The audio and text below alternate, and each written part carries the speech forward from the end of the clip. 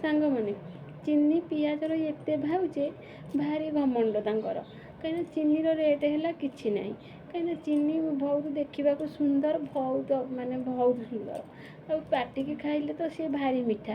ଚିନି ରେଟ୍ ହେଲା କିଛି ନାହିଁ, କିନ୍ତୁ ପିଆଜ ରେଟ୍ ଏତେ No, no, no, no. ଘରକୁ ଆସିଲା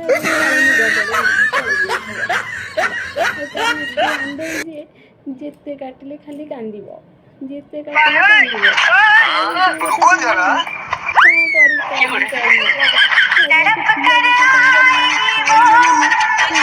ସାରା ଗନ୍ଧ No, no, no, no.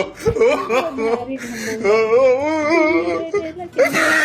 ସ୍ୱାଦ ଲାଗେ ହେଲା କିଛି ନାହିଁ, କିନ୍ତୁ ପିଆଜ ରେଟ୍ କାହିଁକି ଏତେ ହେଲା? ଭାରି ପିଆଜ ଆନେଇ, ଯେତେ କାଟିବ ସେତେ ସିଏ କାନ୍ଦିବ। କ'ଣ କରିବି କିଛି ଜାଣିପାରୁନି।